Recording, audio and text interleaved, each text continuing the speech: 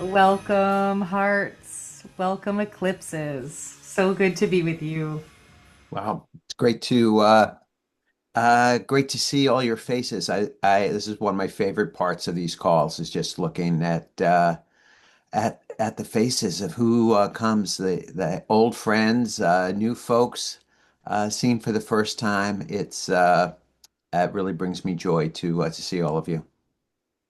I'm Emily Blefeld, co founder of Seeing with Your Heart with Dan Cohen, and I'm so grateful to be here also with Scylla Whitney and Stephanie Galing, who Scylla is the founder of Cross Cultural Journeys, and Stephanie is a systemic constellations astrologer. Both are graduates of Seeing with Your Heart courses and are forces of light and journeyers of the caverns of darkness. So it's exciting to be co-producing this event with them. I'm Dan Cohen, together with Emily, also the co-founder of Seeing with Your Heart. And really great to be able to do this event with Stephanie and Scylla and to kind of tee up a, a year of pre-field for what's being called the eclipse of the century, which is happening in August a year from now, August 2027, and it is just kissing mainland. Most of this eclipse is going to be over the ocean and there's a little just arc of it that's going to touch down in southern Spain, and we're going to be there. Emily and I, and Scylla, and many of you are going to be there and see what happens when we have a Sing with Your Heart retreat for 4 days, sandwiched around this eclipse. And we're starting now a year in advance because the flights and hotels are all going to fill up. So we've starting to promote it way early for us to give people an opportunity. And this is kind of an early launch to give us a chance to be in the field of the eclipse today on the solstice. And my orientation is always when I am going to travel into the deeper spaces of darkness and alchemize what I've been carrying, what has blocked my luminosity from stepping forward into the world and being more fully expressed. As an alchemist who works with inherited trauma and supports visionaries and entrepreneurs, healers, light bringers, with making a difference, having an impact, standing more boldly in your truest expression.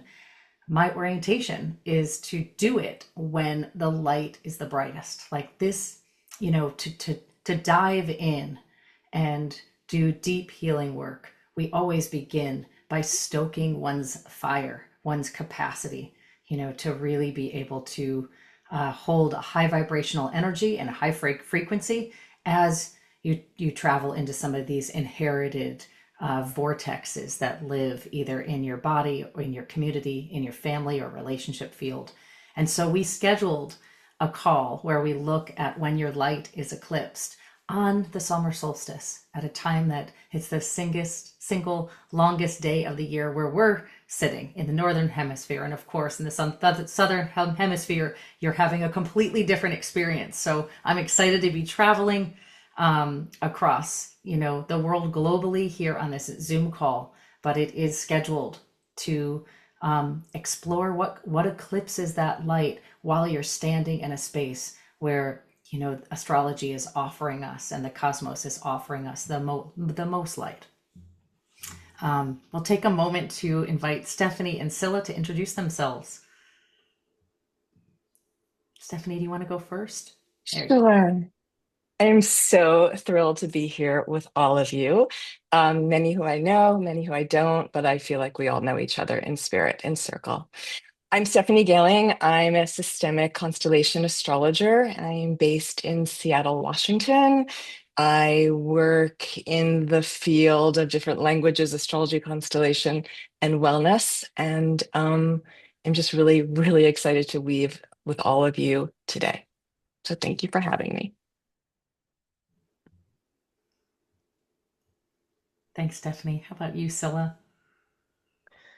Hi there. Good morning. Oop, oop, oop. You I might can hear be my, it's echoing. you might be logged in two places. Are you here on two phones? Like a phone and a computer maybe? Or twice?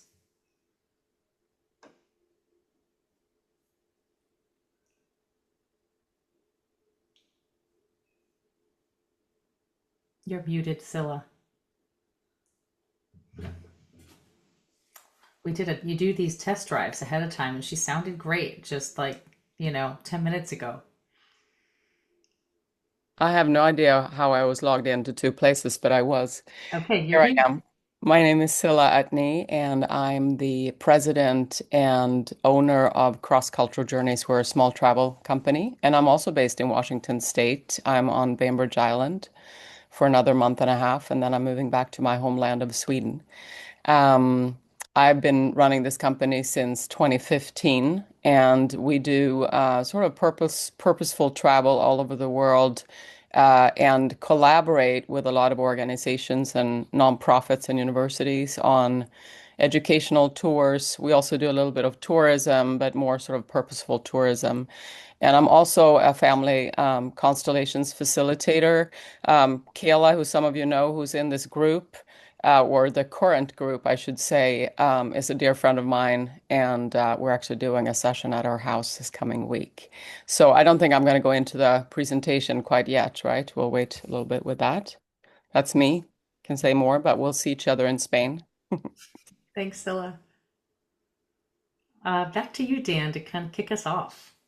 Okay.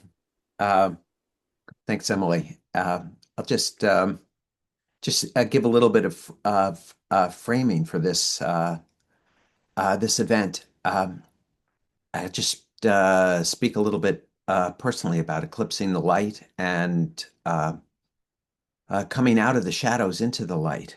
I was one of our peers having a conversation last week, and she was speaking about doing an image of going into the earth. She was kind of having me imagine like going into a cave and going down and feeling the energy of the earth from within.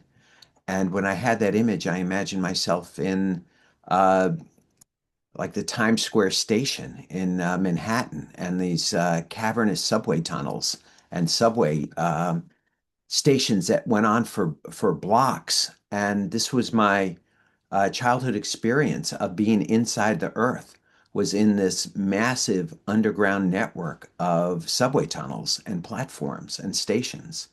And it is a place where there's no natural light and where the earth is carved out. And it is an orientation. And like a lot of New Yorkers, and especially those who grew up in Manhattan, Manhattan is all shadow because of the buildings. The small buildings are 6 stories tall. The big ones, of course, are 70, 80, 90 stories tall. So the whole city was filled with shadow. And so I spent my childhood underground and in shadow. And it had an impact on me. When I became a young adult, it was really living in shadow, a child who had grown up in shadow. And um, uh, where we're living now is in Aquinnah, Massachusetts, on Martha's Vineyard. And my parents bought a summer house, and I spent the summers here. And um, it was really the time where I came into the light, and there was this massive dark sky, and I became enthralled with the light of the natural world, the moon, the sun, planets, stars, constellations, um, and from within, there was an inner journey for myself of shedding the shadows uh, that was in me. Most of the shadow was an inner dialogue, a thought chatter that I had, an inner feeling about myself that was shadowed, of I can't, I couldn't, I won't, I never will.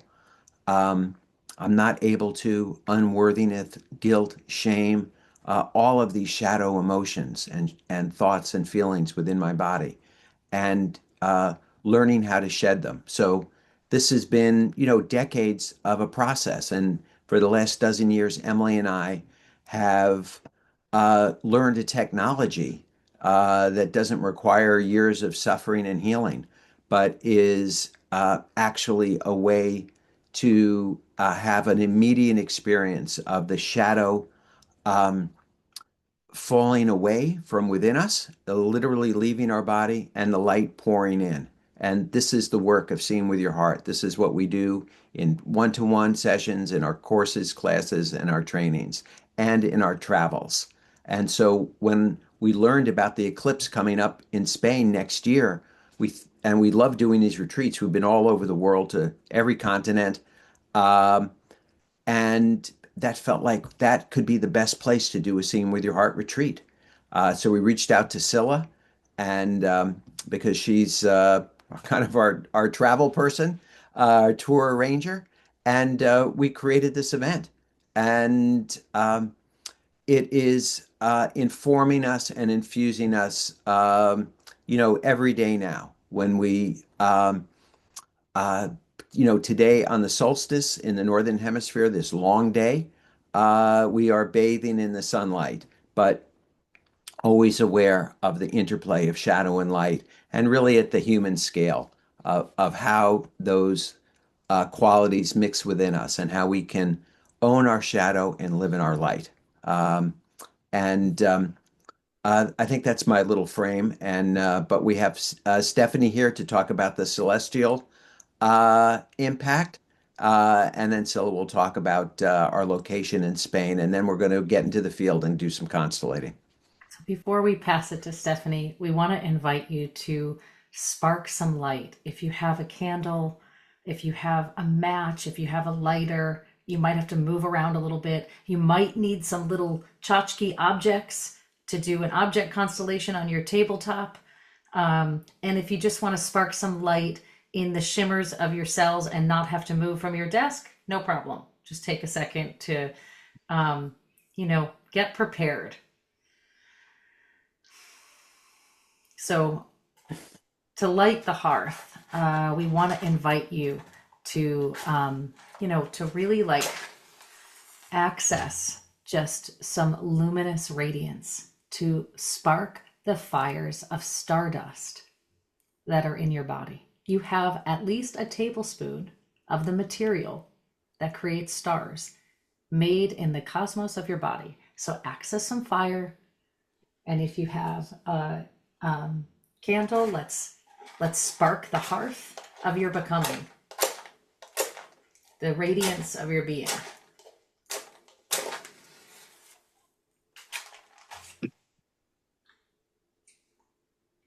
And for those that have like tabletop, some of us are constellators. A lot of the people in our community are constellators. And what that means is we are looking at the relationship of different aspects of our life, our family, our wider, the wider hidden influences that shape our conditioning and perhaps even our own intention. And so for those that are constellators, you might have a little object by your desk. If you just want to take a little piece of paper and put it in small, rip up some small pieces of paper so you have individual pieces of paper, that works as well. But we're going to hold an object in our hand or a piece of paper in our hand and have it represent your radiance, your luminosity. And just take a moment to maybe close your eyes and breathe and make contact with your light.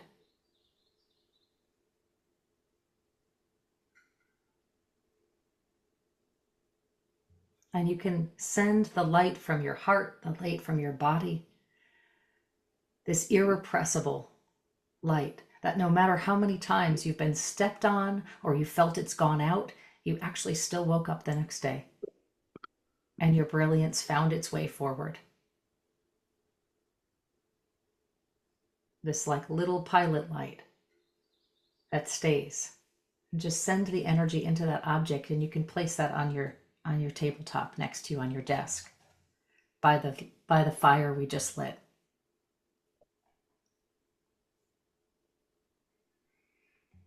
And as you breathe in and you breathe out, just connecting in this moment to an intention that serves that light, an intention for this call, We're going to go on a journey today. There are prizes, actually, for the people that are willing to participate via chat, via like voice. There's many ways to participate. So as you engage in a lively way, the more you engage, the more chance you'll win the prize. There's a private systemic constellation session with Dan Cohen. And that is to transmute any inherited patterns that are keeping you from living in the power of your light and be able to illuminate unseen patterns that are shaping your life. And there's a free stellar constellation session with Stephanie Galing, who threads astrological insights and systemic family constellation work, reflecting on your birth chart and reflecting on current transits, to help you clarify your intentions and recognize entanglements and break through what's holding you back. So what I invite you to do is just take a moment to write into the chat screen something that you are holding for an intention today. Like, what do you desire to illuminate in your life through the power of this this portal that we're creating together, through the inner dance of light and dark? What's an intention that serves your luminosity? And with that, feel free to take your time writing in the chat as Stephanie takes it from here. Thank you, Emily. Thank you, Dan. As above, so below, right? We look to the movement of the stars and of the planets to be able to have a periscope into what is alive for us within ourselves, within different moments. So that's the lens through which I'm going to share with you today.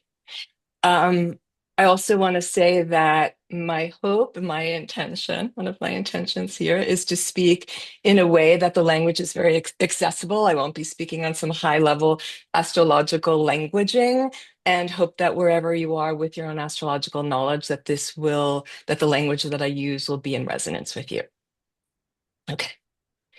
So as we sit at the edge of the solstice, I'm thinking about the light and I'm thinking about the dark. And I'm thinking about the sun and I'm thinking about the moon and I'm thinking about the interplay between all of that. And so today I want to speak to you about what I see as some of the invitations we have for growth and for healing over the next year plus. So I'm going to talk about the solstice, right? We're like really marked in the moment, marked in time. I'm going to talk about the zodiac signs of Leo and Aquarius, which are where a lot of the strong archetypes exist that we're being invited into. I'm going to talk about eclipses. I'm also going to talk about what they inspire, what they invite, what they ask, what they beckon, and how the coming ones may inspire us to discover and regale in our light, as well as in the constellation of light of others that are around us. So the solstice, right? The solstice representing light at its extreme. Here in the Northern Hemisphere, we call it the summer solstice, and it is the longest day. And for our friends who are below the equator, right, in the Southern Hemisphere, it is still a day of extremes, right, where you have the shortest amount of light. So this notion too, of holding the extreme that you live in, but also remembering the completeness of all of us, that others are holding minimal light, and that interplay, right? Reminding us too that dark and light coexist, that they're not opposites, that there's a conversation, a unity that exists between them. Also, regardless whether it's summer or winter solstice for you, what this moment harkens is the sun entering the sign of Cancer.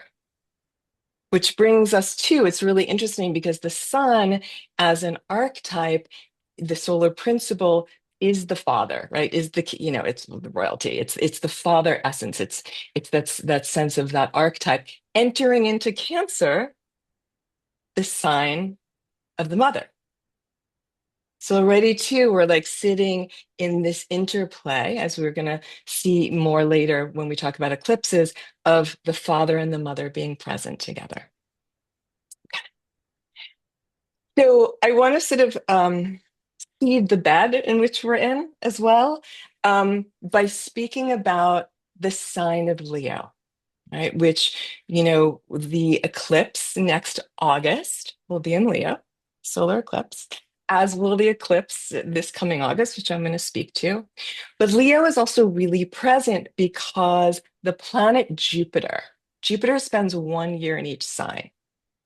Jupiter holds the sense of expansion, of growth, of possibility, of learning, of where is the horizon? What is large? And what do we breathe into? Well, next week, or actually in 10 days, I guess it's sort of next week and a half, Jupiter will be moving from Cancer, the sign of the mother, into Leo, right? So we already have for the next year this field in which the great expander, Jupiter, moves into the sign of Leo, the heart, the expression of your unique self, owning your sense of dignity, royalty, creativity, play. Right. So we have this undercurrent, this bed, in addition to the eclipses, that is inviting us all into how do you find your light? And not just how do you find your light to find it for yourself, but and I'm going to speak to this a little bit more in a moment, but we find our unique gifts so we can shine as a star in the constellation of all stars, right? So that the other stars, the community, can also know itself. Okay. So we have Jupiter and Leo. Starting in 10 days. Okay. So speaking about the solstice, right, when we were speaking about extreme light, and now I want to move to eclipsed light, right? Talking about light at its maximum, and now we're going to consider how and where and when light is blocked. So that brings us to an eclipse, or it brings us to eclipses, which is the interplay, right, the interrelationship of the sun and the moon and the earth. So eclipses happen every year. We have between like 4 and 8 of them every single year. Some are solar eclipses, some are lunar eclipses. Right? So again, this interplay, the sun, father, the king, the queen, the organizing principle of self in relationship to the moon, mother, emotions, the container, the body, home, what has you feel a sense of belonging, the connection to family, the connection to clan. And our relationship with both of them, because this is the relationship of the earth, where we are located. Now, eclipses in past history have been seen as ominous events. I mean, there you are traveling the field doing what you're and all of a sudden everything goes dark, especially a solar eclipse. Will there be death? Will there be who knows what, right? There's this sense of a big shift. We can also, though, look for, right, and honor eclipses, though, as really startling lunations that allow us to both invite in the new and have this great sense of seeing of where things have been in our life. There is eclipsing and there is also clarity. So there's a lunar eclipse, right? And the lunar eclipses are when the earth moves between the sun and the moon falls into shadow. And while lunar eclipses are inherently important for the perspective of our gathering today, I'm going to just be focusing on the solar eclipses. So the solar eclipse is when the moon moves in front of the sun. We see mother obscuring, potentially eclipsing, although radiating with the corona, father, right? So this notion of interplay. And in that too, in that eclipsing, we actually get to see something else, right? Sometimes where we need the dark to help us refine what we can envision and what we can see. The moon doesn't necessarily diminish the sun. The mother doesn't necessarily diminish the father, but creates conditions for deeper seeing, right? Because when the ordinary light is concealed, right, when the moon is blocking the sun, the covering reveals the corona. And in a total eclipse, we get to see, the filaments of light that we don't usually get to see, right? So it's that really interesting interplay between, wait, can't see, but wait, what can we really see? So I'm going to leave it at that for a moment. Every year and a half to 2 years, the eclipses, the signs in which the eclipses are, shifts. So we've just had a series of eclipses in Virgo and in Pisces. And now we've moved actually in February to the series of eclipses where they're in the sign of Leo and Aquarius. Always the eclipses are in opposite signs across the zodiac, spanning opposition. But what is opposition but yet two sides of a coin that we are asked to weave together?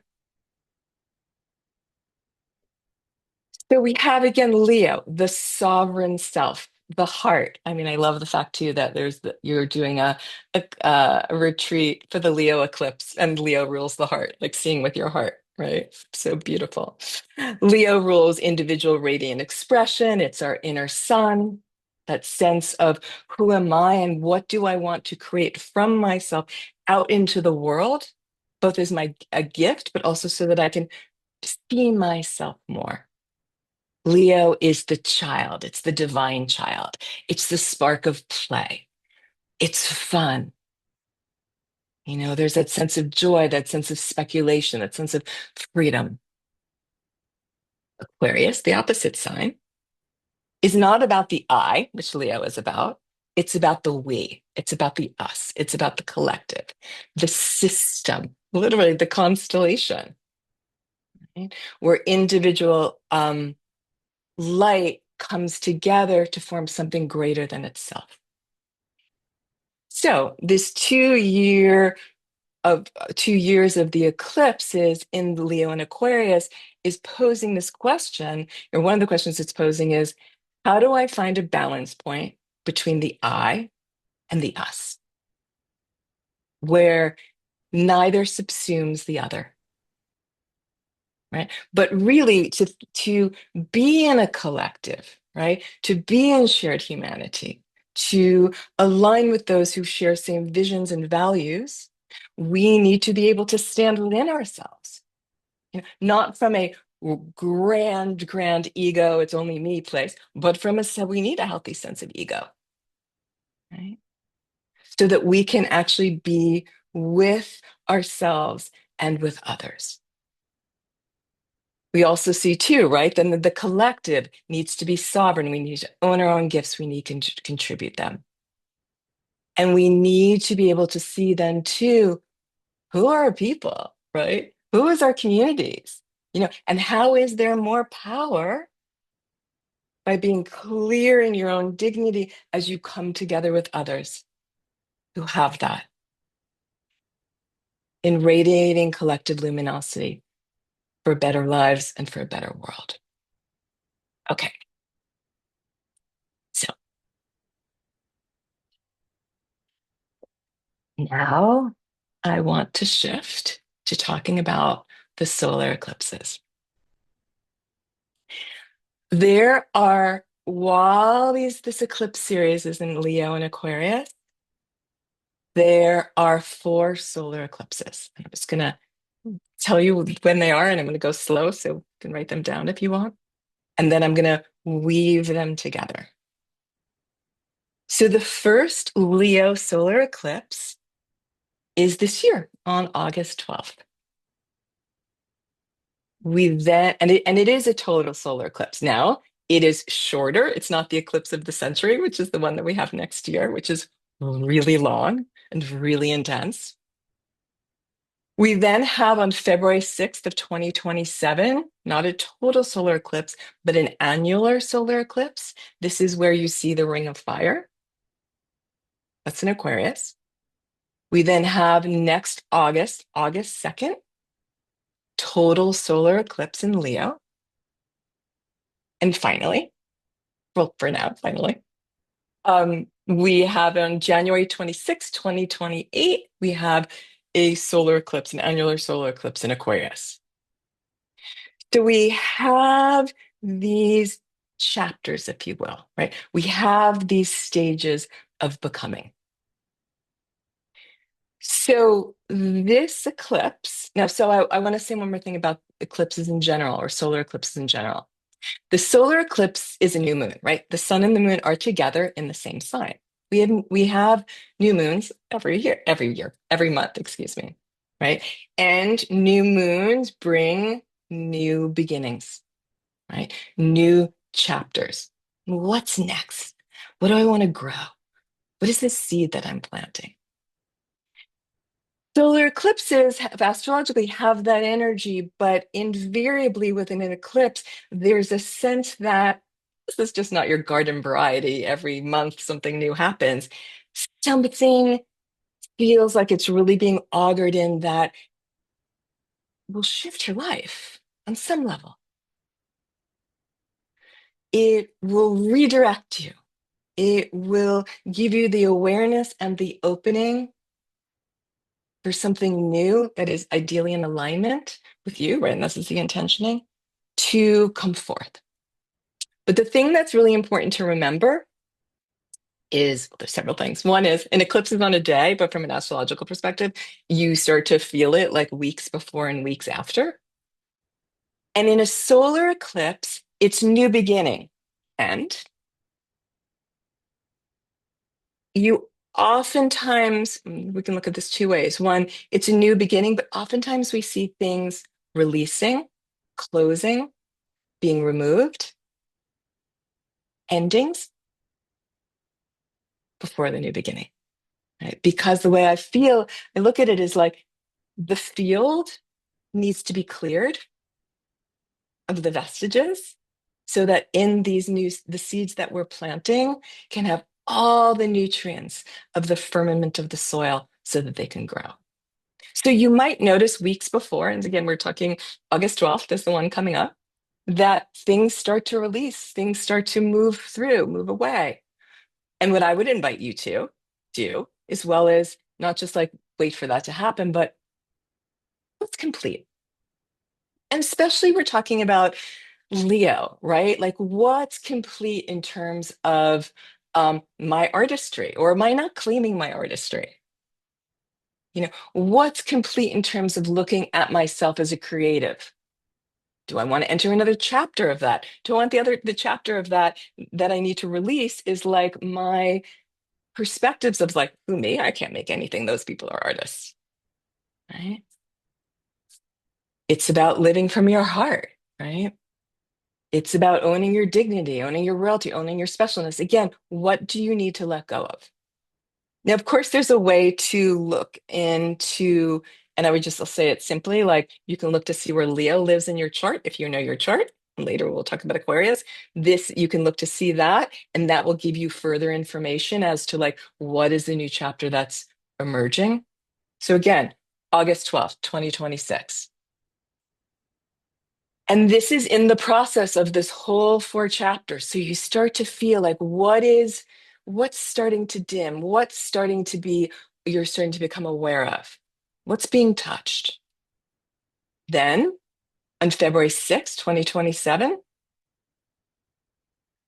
we have the eclipse in Aquarius. So in that, there's a new chapter emerging related to the collective, related to altruism, related to how can we band together, related to the power of the people. I mean, invariably also on a collective level, and Aquarius is technology. So I oftentimes see these moments of Aquarius, strong Aquarius, of like the power of the people and the technocratic and that whole thing. It's like who has that power? But when the people come together, right? And I feel like this is what the Leo Aquarius axis is really showing us is you need to own your own sovereignty. Like how do you own your own sovereignty so that you can more clearly come together to make this world a better place? So again, just to note, What inspires for you in August? How do you take that and weave that back into the collective? What shifts will that occur in February? And then we move towards the August 2nd, 2027 total solar eclipse, which is called, why is it called the eclipse of the century? Because it's really long. I think the next one that's as long or longer is in like 2114 or something, like a while from now. And this one is, I mean, if this is like, it's 4+ minutes in Spain. I mean, it's going to be like really this extensive period. But again, we have this, actually, no, I want to wait to go into this in a moment. I was going to talk about the corona. So then you're really this intensity of like, what came to me in August of 2026? How did I see my ability to stream that into the collective? How did I see the ability of the collective to stream that back to me? August 2027, how do I really fully own this sense of my brightness? Release pride, right? Or release that sense of like, I'm too small, and that sense of like, I'm too small, and find that sense of beautiful right size.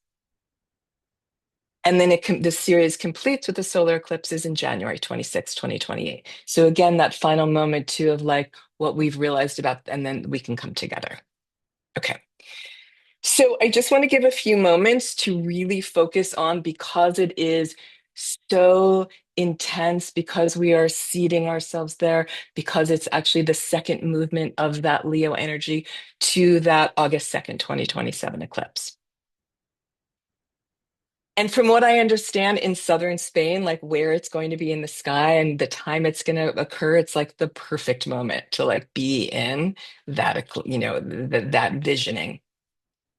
And just to even think too, right? Like there you are just going about, and all of a sudden there's the darkening, right? Everything goes dark, everything goes quiet. And then all of a sudden, the corona of the sun, like there's nothing, there's black, and then the corona of the sun appears. So totality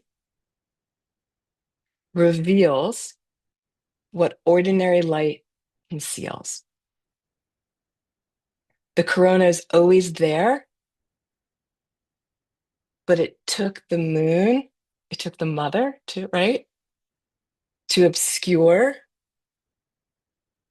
the father, the son, to actually see the father outside, the father within. Right? There's something really beautiful, I think, sort of the meditation on that interplay. Also, I should say that eclipse, I forgot how to say the Greek name, the Greek word, but it comes from a Greek word that means abandonment and forsaking. And so I think that's also something really interesting to play with. Like, where have we felt abandoned? Do we have abandonment issues? Where have we felt forsaken? How do we reconnect to that which we feel is lost to us? So we have the moon in Leo covering the sun in Leo, revealing the sun's hidden light. And it brings us to that. And, again, Leo is bold, it's bright, it's red, it's purple, it's royal, it's gold. And then it's covered over. And then it emerges. There's something so beautiful about that to me. And remembering that, some things do require darkness. So, again, in your own chart, you can look to see what house or planets, what have you, Leo and Aquarius live. It will give you more insights into what's emerging for you. So to close, for now, or just to close, remember that what was is always there. Remember that the sun in Leo will go dark twice. The first time this year, what is being revealed, right? It's that sort of first initiation, first introduction in what's being revealed. And then in the eclipse in August of 2027, there's a greater sense of embodying that, embracing that, living that, knowing that, really taking that into your heart. And we remember that the light was never gone. It was just waiting for the right moment to be seen. Thank you.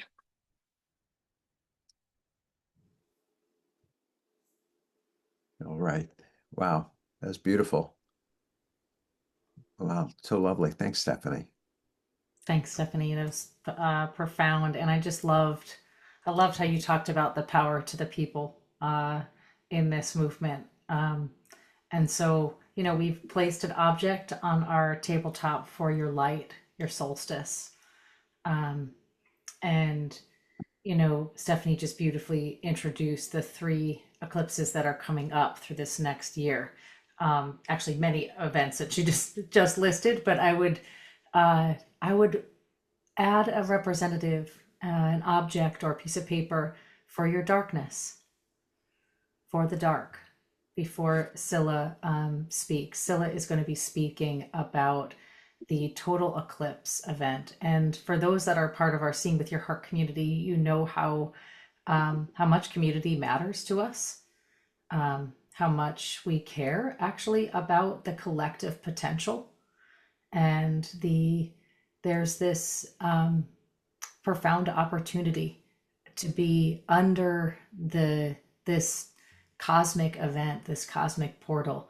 And we're preparing as a community, those that have said yes to going to this retreat, we are preparing. That's why we have the early bird registration the end of August, like this August, because we want to set intentions to be able to align with the eclipse and align with the sun and say, like, yes, mother, yes, father, and yes, power to the people, collective movements, this Aquarian invitation. So whether you join us there live or you join us there energetically through this year, this is a movement for all of us to reckon with this dance between light and dark, and to choose some of the deepest collective and personal alchemy we can do, and to welcome the Leo, divine force of your brightness. So Scylla's going to just talk about why this location that we chose, and what she's bringing, and then we're going to constellate. So you're going to want a representative for you, the light and the dark, while Scylla's talking. Go ahead, Scylla. I want to add one other Go thing, ahead, Emily, Dan. just quickly. Another rep, when you have your representative for the light and the dark within you, I'd like you to have a representative, another object that you can and hold it for a few moments and really feel it. Um, uh, the darkness that is an obligation, like um, like how are you obligated to hold that darkness, the loyalty to darkness that you have that comes from outside of you, that you're obligated by a parent or an entanglement, um, an expectation. Just make contact with how your own inner darkness is connected to an obligation to be dark that comes from without you. And when you feel that that is infused, then place it on your tabletop with the others. Um, I wanted to add that, but Scylla, why don't you go ahead and uh, tell us about where we're going to be meeting? Perfect. Thank you so much. And thank you, Stephanie. That was just incredible. I was just like mesmerized. And I so look forward to being with you and meeting you next week if you're back here in Seattle. I just want to take us on a little bit of a journey. I'm going to actually I put my teacher glasses on and I'm going to show you some slides just to place us a little bit from kind of the skies into where we're going to be. So I'm wondering if you can see this. Can you see my screen? Okay, good. So I'm going to do a little bit of a show here. This is where we're going to be. Some of you might have been in Spain before. So we're looking at the Iberian Peninsula here, which is Spain, of course, and Portugal. And then we have France north and Africa, namely Morocco to the south. We are going to be looking a little bit closer to exactly where we're going to be, but we have the Atlantic Ocean on the side where we're going to be, which is obviously to the west, and the Mediterranean Sea is on the other side of Gibraltar there, and we're going to be on the Atlantic side, just so you can place us. The southern part of Spain is known as Andalusia. That's the speak Spanish. I'm gonna say the names in Spanish. And that's where we're gonna be. That's gonna be our home away from home. And I just wanted to give you a little overview of the country and uh, that particular region and the history, brief history. I'm not going to go into the entire uh, history of Spain. But the Iberian Peninsula was first populated. The Phoenicians arrived.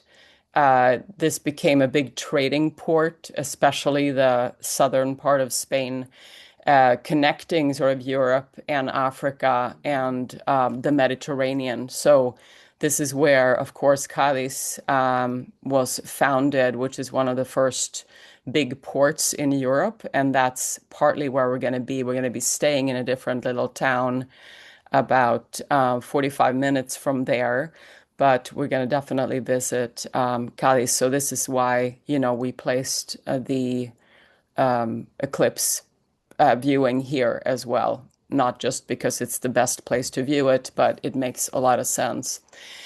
There is something very mythical and magical also between the fact that we have, an eclipse, we're going to be in this particular location, and kind of diversity of this location. So, of course, you had the early settlers, and then in 711, the Muslim armies crossed from North Africa and began this 800-year influence, you can call it. Some might call it an occupation, but they had a big influence in Spain on the entire culture there. And because of this, Spain has always felt, compared to other parts of Europe, has felt a lot more Middle Eastern, or much more, it's a little bit of a different vibe. And so I can say when you're traveling around there, you feel it in the people, you feel it in the food, you see it in their facial features. And it's not just in southern Spain, because they were actually occupying the whole territory for 800 years. So between basically 711 and 1492, you have this expansive territory called, they became known as Al-Andalus at the time.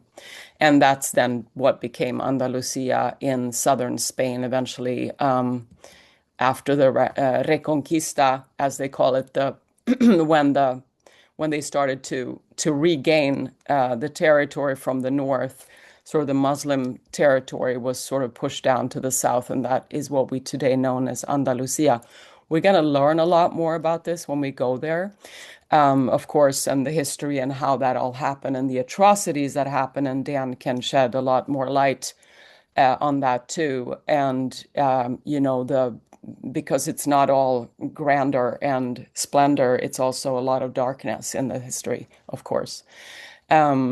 So you have cities so you had this diversity of populations coming together. So eventually Muslims and Christians and Jews and had to collaborate and live next to each other for centuries, and had to find a way to move towards, a shared future. So what was beautiful about this is that they created this incredible mix and almost like a stirring pot of science and learning and medicine and astronomy and philosophy. So astronomy was actually a big thing, kind of like the Mayans in the Americas. This part of the world also became a very kind of big hub for astronomy and looking to the sky for guidance.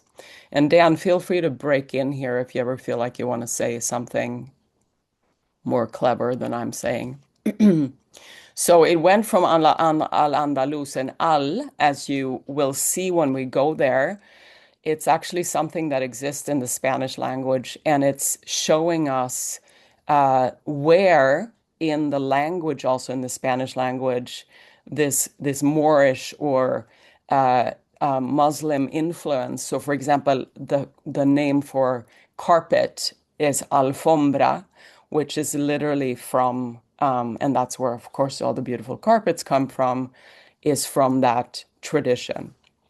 There's plenty of foods that have that same kind of introduction. So that's something to look for. If you haven't looked for it, you can look for that in the language and how that shows up. So it eventually, as I said, became Andalusia, and that's where we're going to be for our retreat. You can see it in this is one of my favorite spots. We're not going to go to this. This is in Córdoba. I recommend that you go there after or before, but this is known as the Mosque Cathedral, and as the name suggests, it is sort of a mix between Christian and Muslim architecture, and it's just stunning. I just love this. It's maybe one of the finest pieces of architectures in the world. And then, of course, in Granada, you have the Alhambra, which is, these Moorish arcs that you find in all of the Muslim architecture as well, and the mosques all over the Middle Eastern and Islamic world, and of course in Morocco, you'll just find plenty of this too.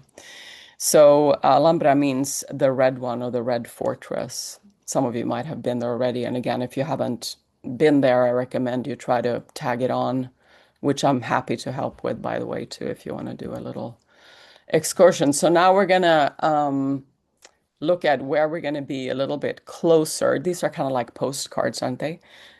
They look like the old postcards. So here we are in Andalusia, and we're going to be here on the kind of the southwestern tip of Andalusia, and we have Cadiz, about 61 kilometers, 45 minutes north of Conil de la Frontera, which is where we're going to stay. And that's where our little, or not so little, it's a resort actually, where we're going to have our home and where we're going to have our workshops. It's going to be August, so it's going to be hot.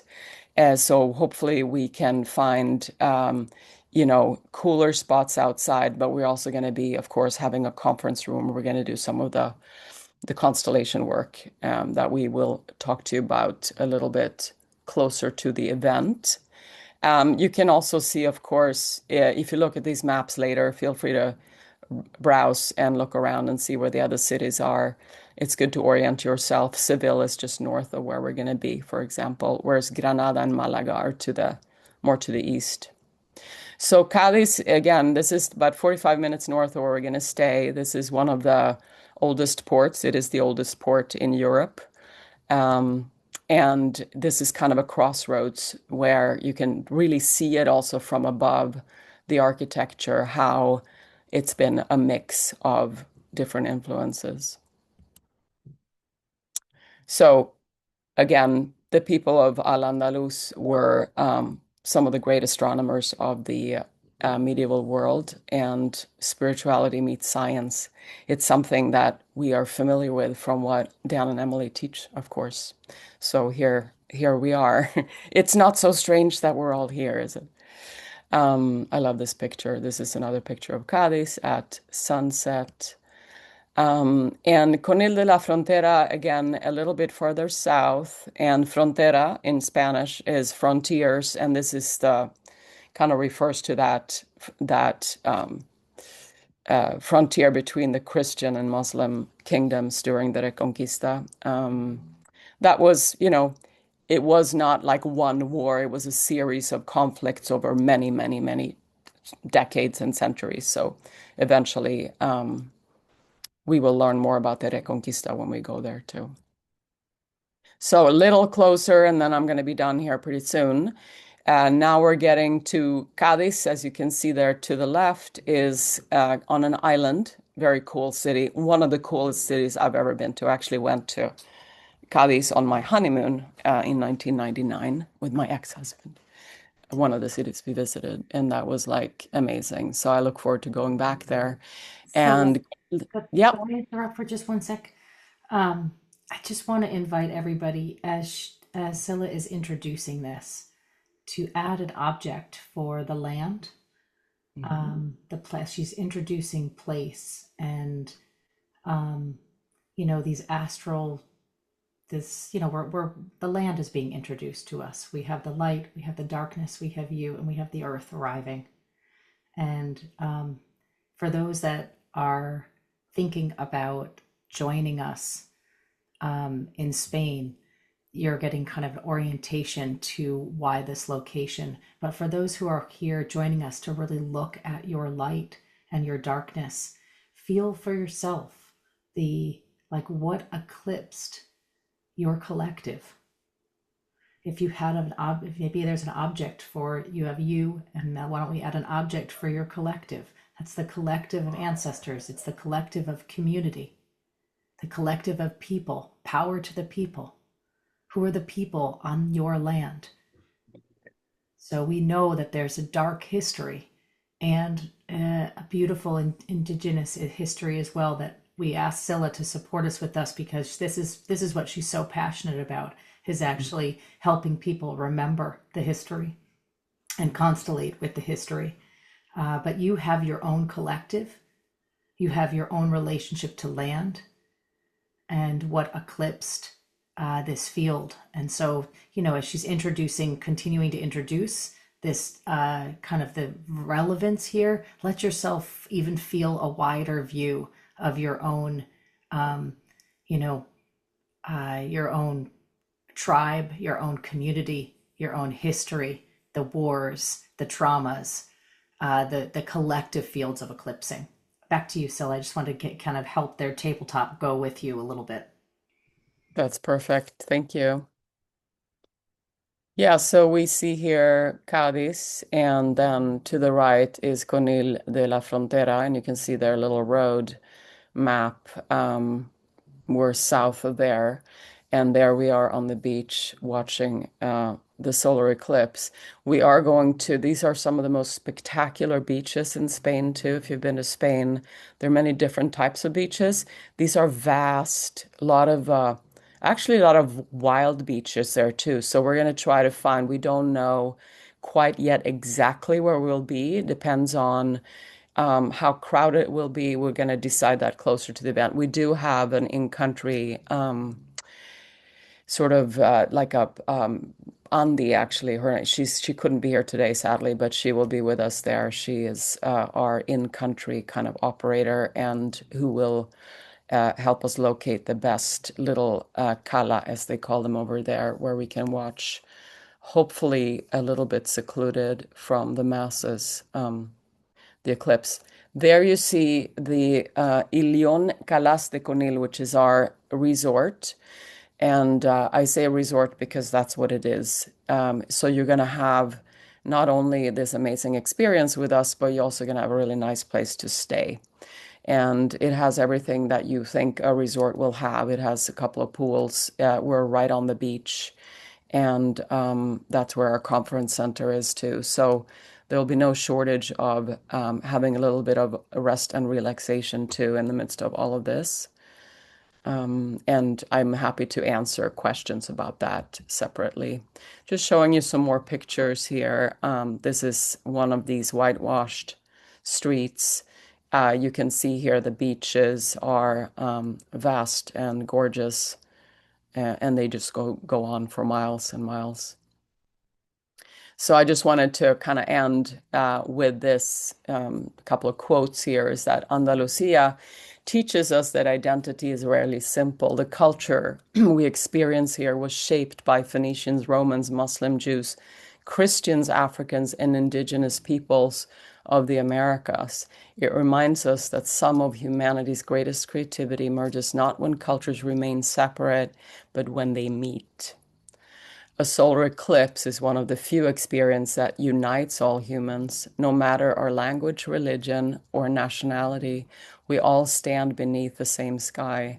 Andalusia, a place shaped by centuries of cultural encounters, is a place to witness that shared experience. I think that's all I had, Emily.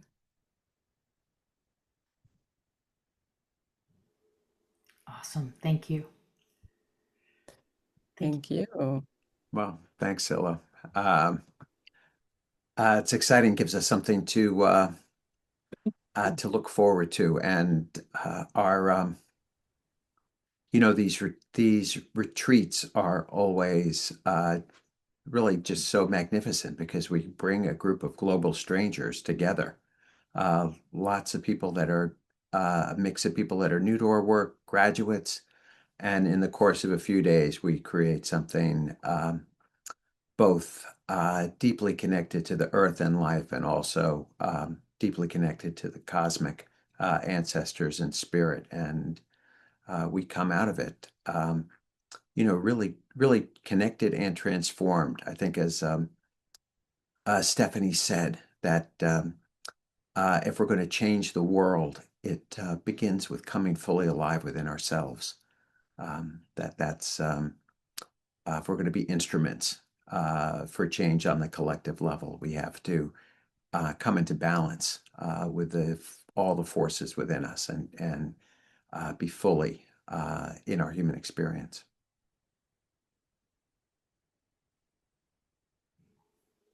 All right. Thanks, everybody. Thanks, Scylla. Thanks, Stephanie. Powerful to tee up this constellation. And we want to get into the field at this point and just know that some of you have the objects set up. Just for those that use tabletop constellations, you might move your objects. How far away from your light are you? How far away from your darkness are you? There's been a little bit of an organic build out of this. So you have an object for you. And I just want, again, to kind of feel like you set an intention at the beginning of this talk, just in the chat screen, for your own light. What was the intention? Just remembering that. And you can represent, you, the Leo child, you, the light, that you're here and born to shine. You, the spark of joy, creativity, innocence, play, dignity. This is you. Who were you before you learned to hide? Who were you before you knew that hiding your expression was actually a pattern, when it was just an expression of your gifts? That's the first rep we put in an object. And I wonder, is there somebody who'd be willing to represent that in a collective constellation? You. So let's start with just the first one, that's you. So we'd need somebody to raise your hand electronically if you're willing to be a rep for the quote unquote, the rep you. For everybody. Okay. Chelsea Simpson, I'll go with you first because you're the first one who's hands up with your camera on. And that's great. And then the next, we have already on the tabletop a representative for your light, which we're going to call the sun. And so, Chelsea, if you can rename yourself you, then it's like, or me, I guess it'd be me for everybody. I'm saying you, but for you, this is your constellation, it'd be me. And then the second rep would be the light. And we're also going to call this the sun. Father. So me is kind of the Leo child. And Stephanie, feel free to modify these. I'm working off of kind of typed your talk and started to change the reps to fit your talk. So feel free to co-create with me. So rep 2, if we could have a rep for the light, the sun, the father, life force, identity, vitality.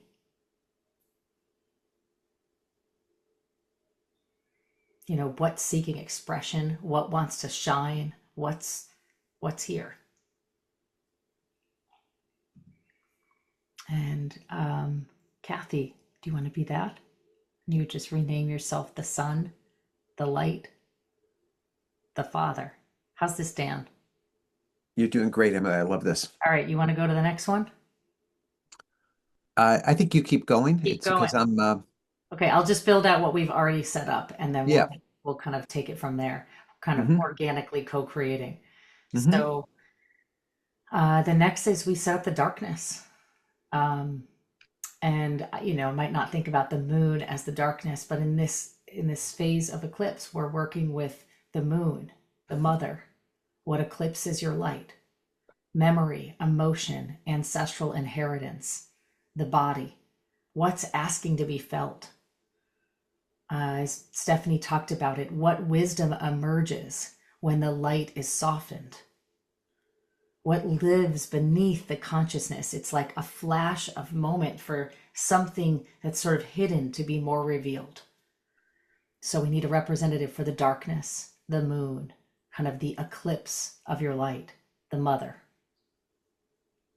And I'll put this in the chat screen right now. I don't know how to pronounce your name. Kaoimi Duffy? Can you say your name out loud? It's Kiva. It's Irish. Okay, great. Kiva, thank you. If you could represent the moon, the mother, the eclipse, the darkness.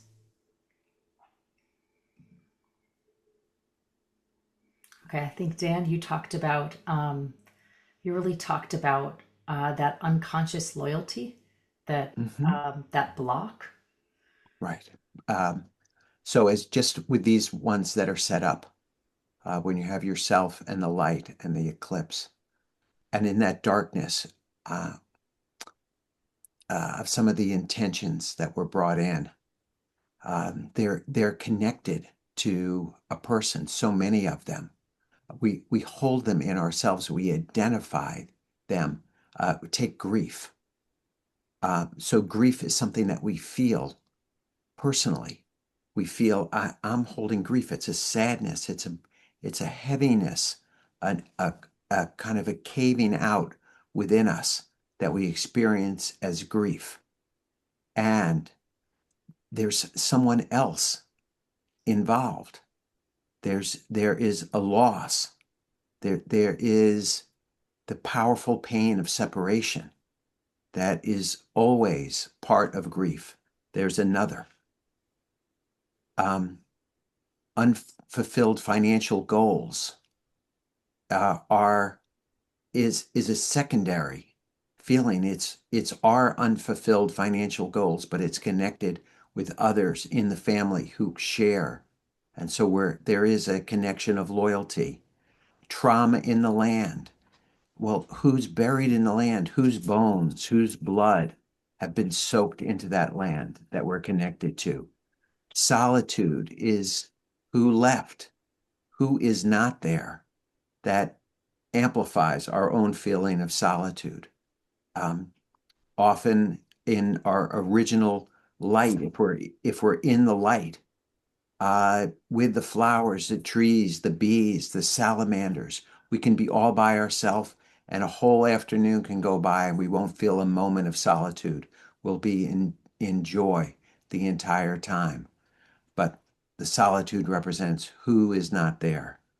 Um, the fear, shame, and the judgment, same thing. If you're feeling that, who is it connected to? Whose shame are you loyal to? Whose judgment is imposed on you? Whose fear are you vibrating with? Um, Someone wrote, I'm feeling I'm an inconvenience. To who are you an inconvenience? Who are you inconveniencing?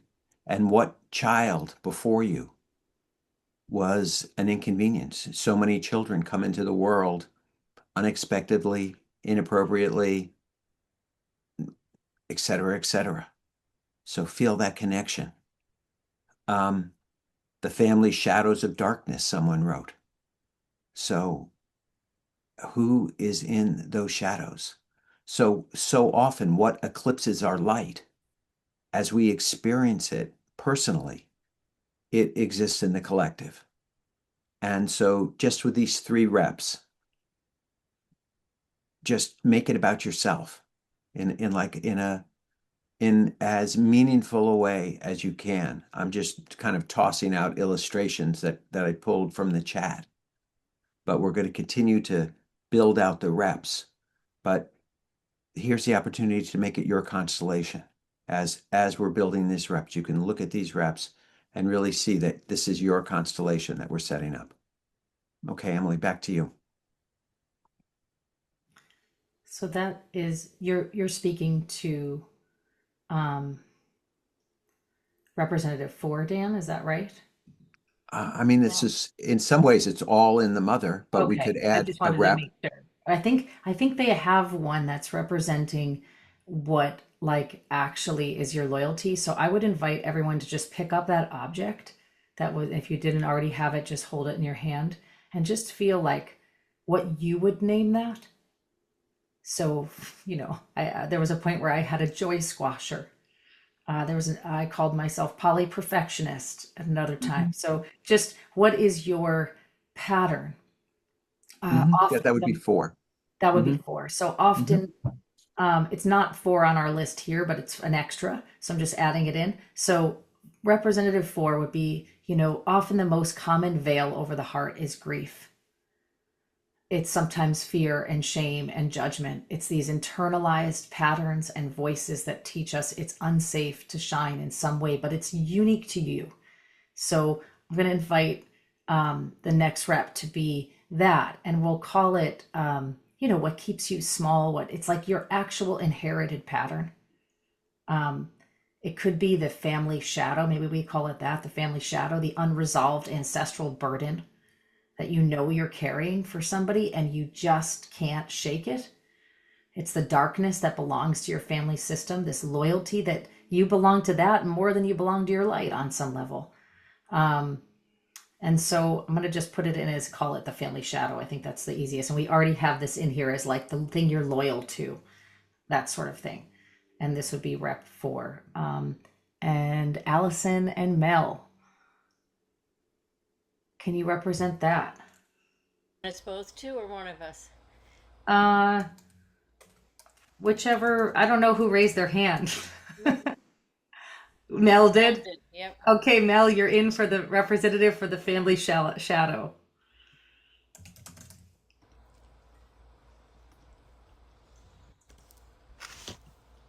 Okay.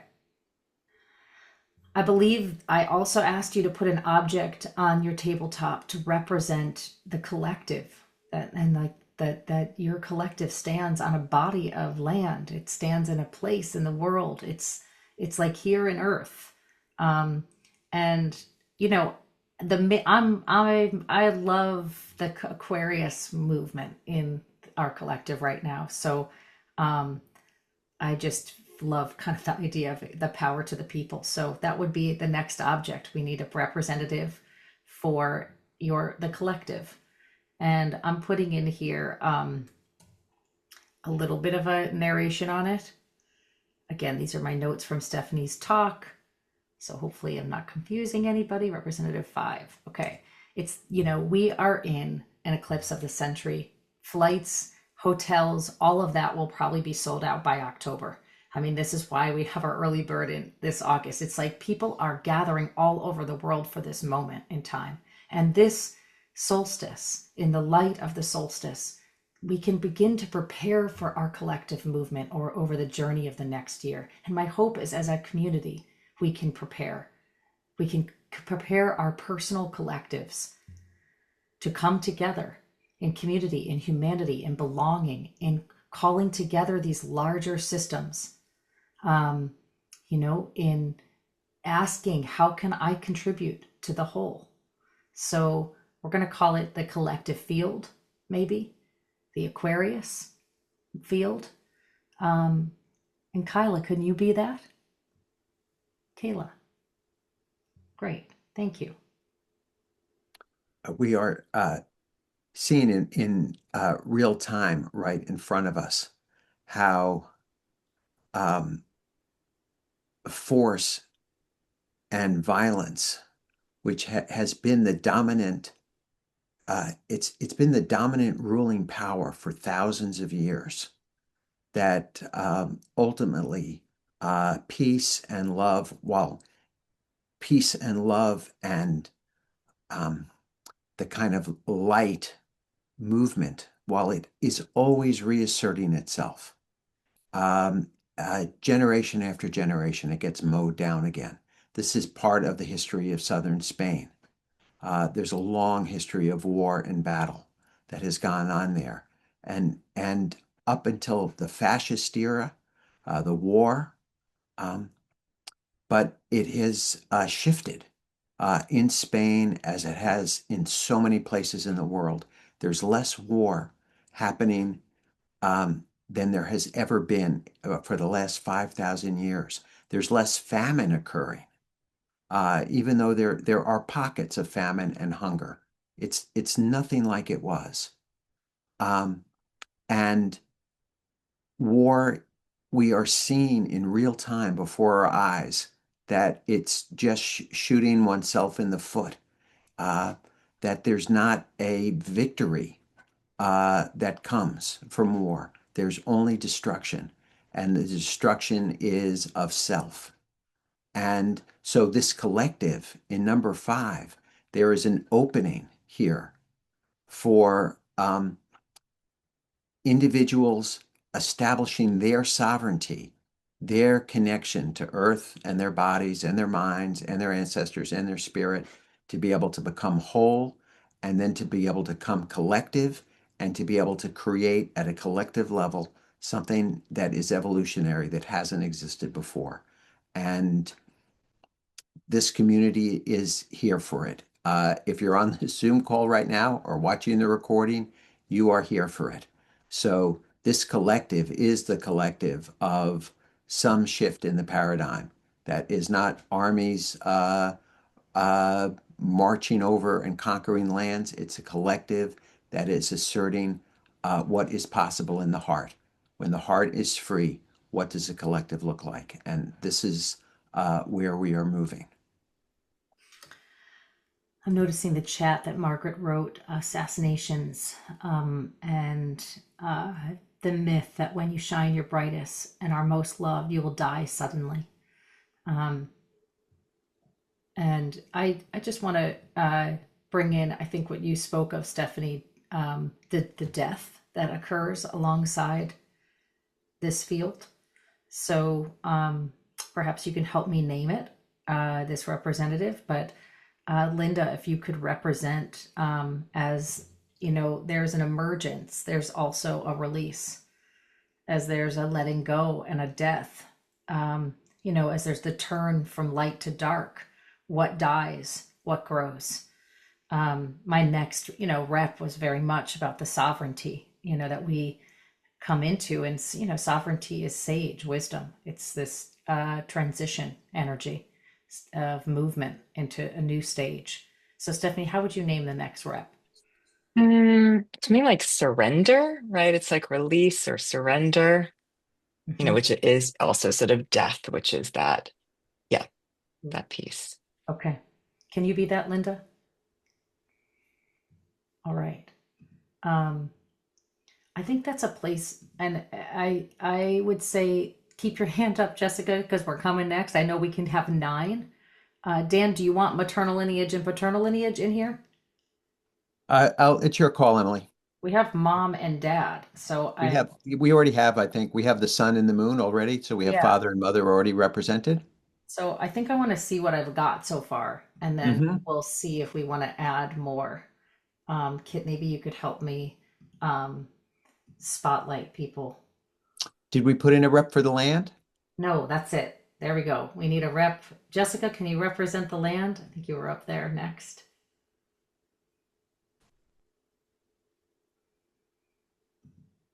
Thanks, Shauna. If all the people that are representing could raise their electronic hand, it makes it easier for us to spotlight you.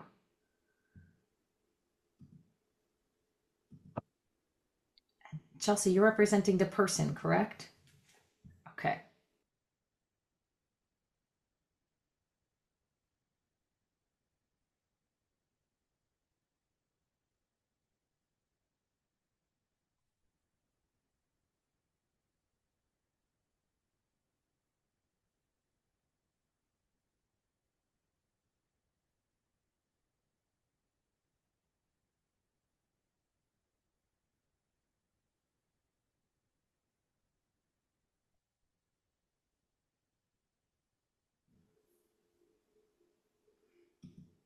All right, if we missed anything that we talked about during that talk, feel free to write it in the chat, we'll add it. But I think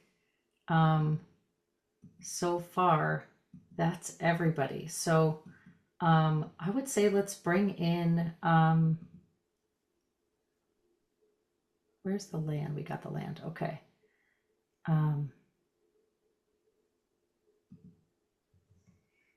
don't think we have the death yet.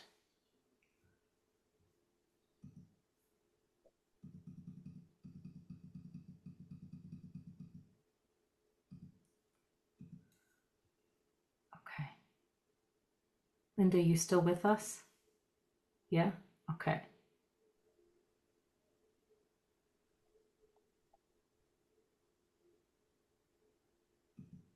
And so this is, I think you called it surrender, death.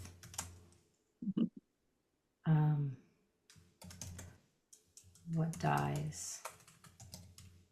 Transition, I think.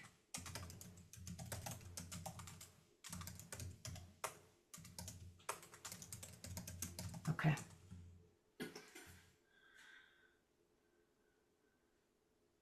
All right, so I want to just invite the land to just really, for each of us, to just take a moment to connect to the land we stand on and to breathe and to drop in and be with the pulse of your heart, the pulse of your breath.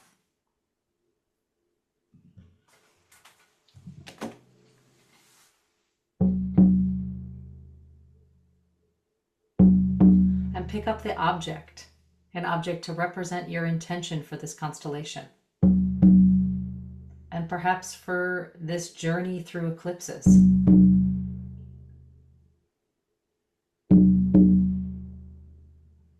And see the land bringing in their drum. Hear the pulse of the earth. And connect the pulse of your heart to the pulse of the earth, to the pulse of the wider astrological field, the pulse of the cosmos within.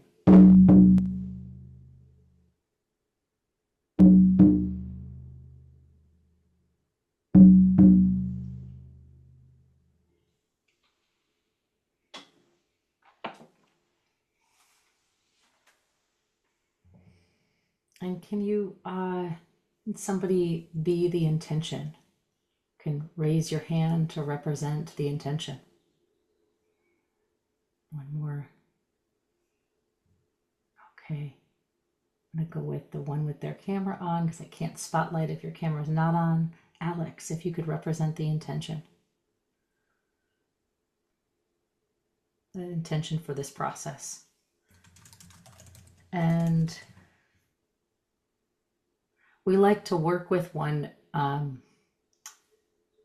person, you know, who actually is willing to have this be on some level your own constellation and everyone's constellation. So who's a courageous person that could raise their electronic hand? All right, Flora. Whose constellation this will be.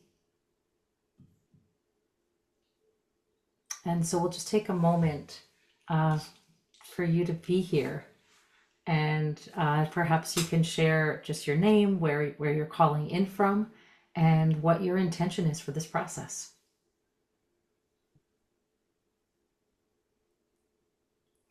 It's good to be with you. Good to see you, Flora. Hi. You want me to share my intention? Yes. Yeah. Yes, please. My intention is to radiate my inner light so that everything that belongs to me can see me and find me and come towards me effortlessly. Difficult word in English. That's my intention. Great. Thank you. And is there some aspect of darkness that you feel is in the way of that, that's active? Yes, there is. Yeah. Would you Just, like me to tell you what it is, or? yeah. Yeah. I have a tendency to make myself really small. And I know that is from my ancestral lineage in my female line, where there was a lot of suppression and war. I have an Indonesian background, and both my grandparents were in the Japanese camps. So there's a lot of darkness from that. Okay. And that's your maternal lineage? Yes. Good. Okay. Yeah. Wow. Great. Thank you.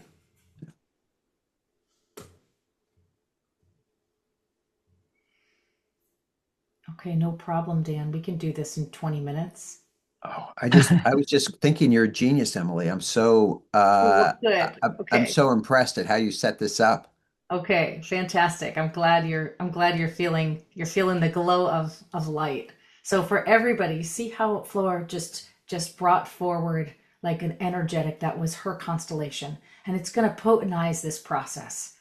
Um, you want to when you look at this, you want to make sure you have objects on your tabletop that are all of these people, all of these different things. So what we just did was bring in the seeker, what I would call is the seeker. So there's the little Leo child you all have an object for you, but you have the one who's courageous enough to say, I want to set an intention to radiate my inner light so everything that I desire can see me, find me, and come towards me. Like there is the you who says, yes, completely, I'm in.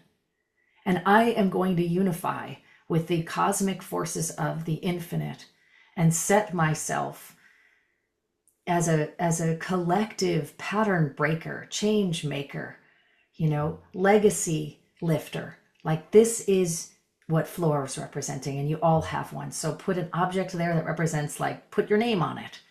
I would have one that says Emily Blefeld. I decided to incarnate. And there's a Leo child that is me, untouched, all of that. And then there's an intention. And so make sure you have an object for all of the 9 objects that are here. And then we're going to work with Flora as a way of an example, but you can move your objects, have your objects look at each other, talk to each other. You can do your own personal constellation at home while also participating in this.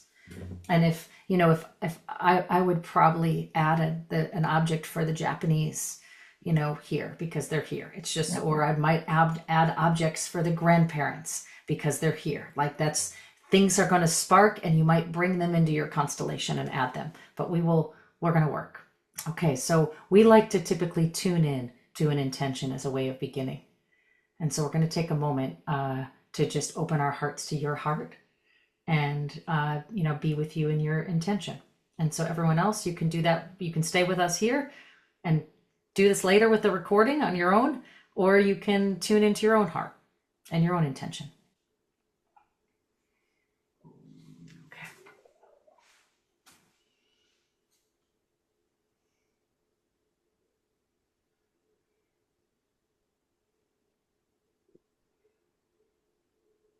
And so we just invite you to get quiet and drop in, take a seat in the center of your heart, and open to the history, the lineage of this question, this intention, this challenge.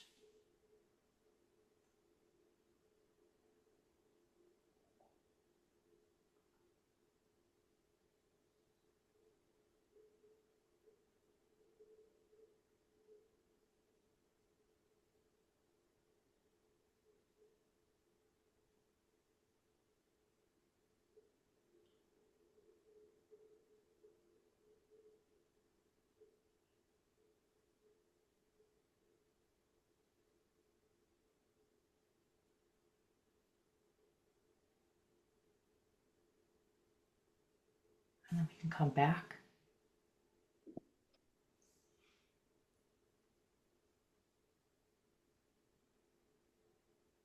Do you want to go, Dan?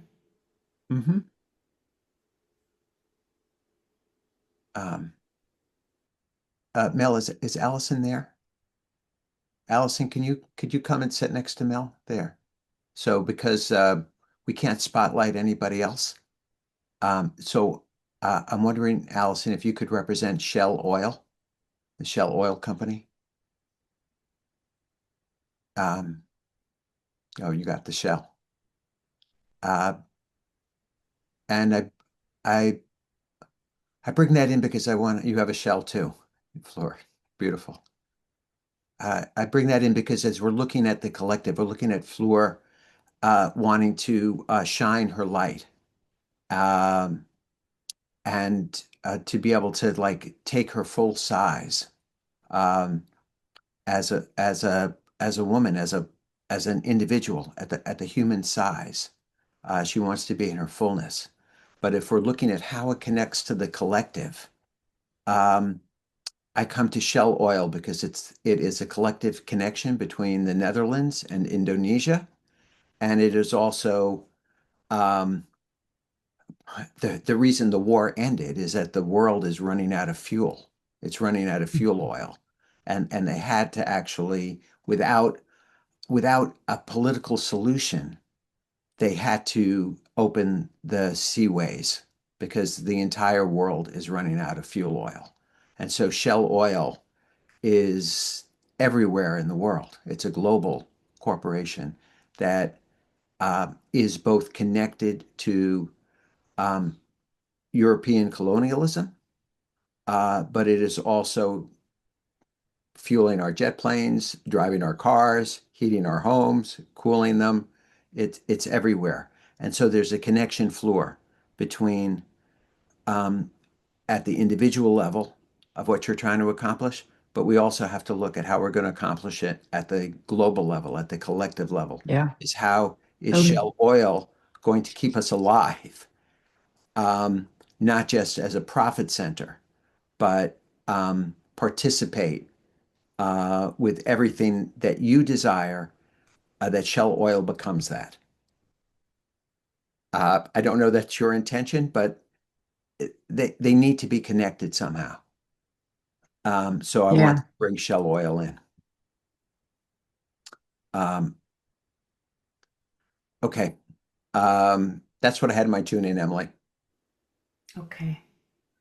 When he said bring Allison in, I really felt the love, even the love that was hidden in those camps. So I felt your grandparents' love and the couple and the relationship, and I just felt if you were to kind of radiate this inner light, I felt love being a big part of the result. That you actually want to let love in more deeply. Um, And I think that was where I was in my tune, and I was kind of with the hidden love in the camps. Um, what happened Mhm. for you, Flora, in that quiet space and just in reflection of what Dan and I just spoke?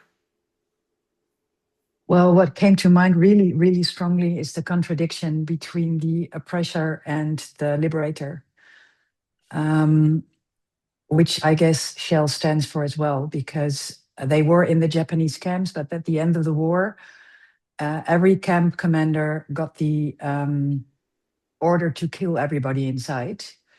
And the camp commander of the camp of my parents, grandparents, he disregarded that order. So it's because of him that I live, actually. Ah, he loved them. I felt Sorry? I felt the love Yeah. of the power of the So people. that's really a contradiction as well, because in my Indonesian side of the family, there's a big hatred for the Japanese, but I really know that I owe my life to one Japanese individual. Wow, thank you. Okay, Emily, let's go turbo. Okay, you ready? Mhm. Okay. Let's take a moment for everyone to just feel yourself as you calibrate to Flora's field and I think we'll start with the Leo child. Can you report what's happening for you? And we're going to keep it short because we're wrapping up soon. So just one sentence, two sentences, Leo child. Chelsea.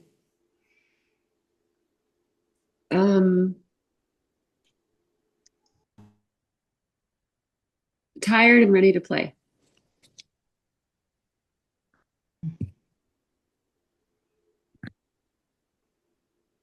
And when you say that, I'm tired and I'm ready to play, who on this field do you want to play with? Who are you in relationship with? With Floor. Can you tell her I want to play with you? Floor, I want to play with you. And then what are you tired of?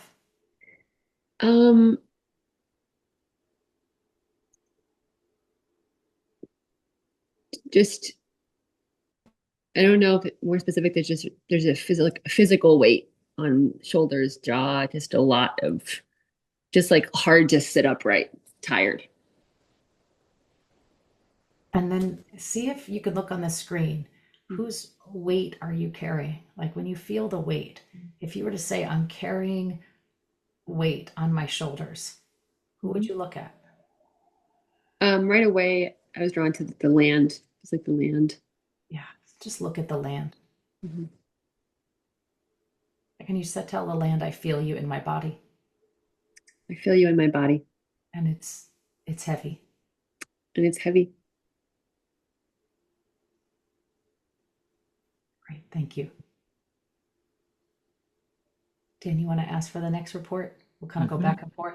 Can we go to the light, the Son, the Father?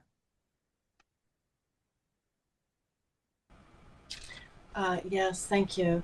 What comes to me, Flora, is like I am this light, and at the center is this darkness of sorrow. And as the father, I see like the forces of war flying in, and I want to hold that back. Like, and what I want to say to you is, I want to protect you. Please let me.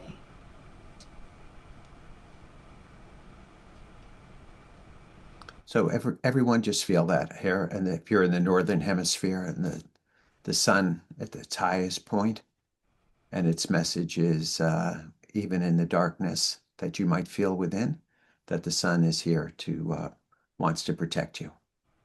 Allow that light in your body. It's coming behind the intention, beautifully timed intention. So feel your intention and feel that what the light Son Father just said, it's right there, just shining down on your intention, filling it up with the light of the universe. Back to you, Emily.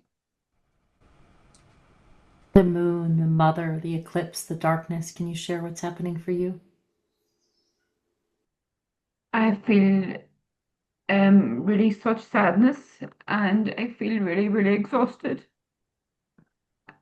And I'm just really, really sad. The only thing that is catching my gaze is the sun behind the intention, but I'm just exhausted and feel such sadness. Really, really sad.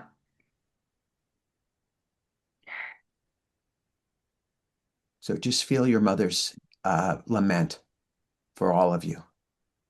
Beautifully spoken. All of us, how touched we are by our mother's lament.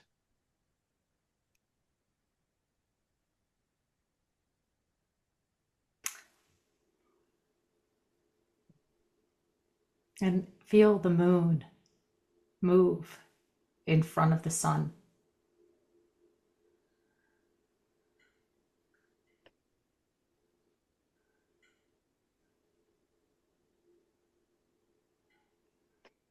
The power of lament. All we want to do is make her happy. We'll do anything. And we fail. We all fail to make our mothers happy. And what does it cost us? And what does it cost her?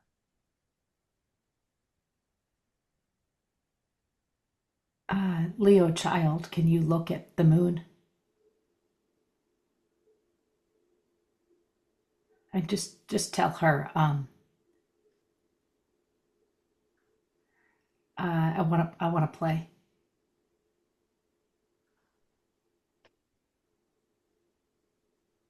I want to play.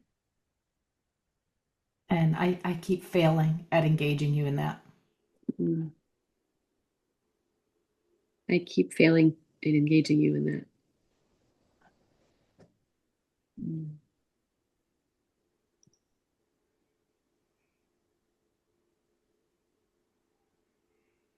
And then where does your attention go, Leo child, as after saying that? The Aquarian collective whole. Yeah, just look at the Aquarian collective whole. And for everybody, just in this moment, notice how when we fail at making our mother happy, we actually take on our purpose. We say, Mm. okay, if I can't make her happy, I'm going to help you. I'm going to help make the whole world happy. Mm. I'm going to take on the collective. I'm going to be the Aquarian. And so many of us show up in systemic constellation circles or on great cultural deep dive tours or exploring the history of our collective to say, how can we lift the archetypal weight that our mother carries? How can we help our father's light be less eclipsed? Aquarian collective, can you share what's present for you?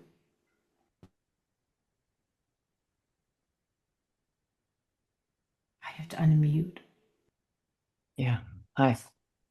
Um, I am I am tingling all over, like cellularly. I feel vast. I feel like the iridescence in this abalone. That this I'm just my heart's beating with so much love and the huge, beautiful picture of everyone's goodness. I'm kind of in deeply in love. Like come back to the whole. Like I just come back to the shimmering, to the whole. I'm having I'm like most panting. Ah, it's so exciting. Mm, that that I'm so my experience is so much bigger than the story. That you are so there's so much future. We are in the future. We can live way beyond this. Mm, mm. Almost outside of the story. Could you say I'm here for you outside of this story? Mm. I am here for you outside of the story. And who are you looking at when you say that? I'm kind of seeing everybody, and then I saw Fleur, but I'm in a gallery that's the constellation, just all of us. So I'm in a kind of a expanded seeing outside of one. I'm seeing a constellation, Wow. and I'm seeing Fleur too. Thank you. Mm.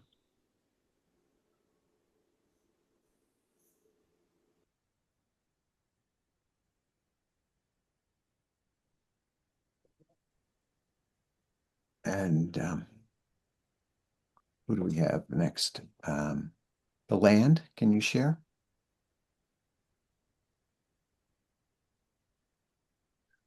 Yeah.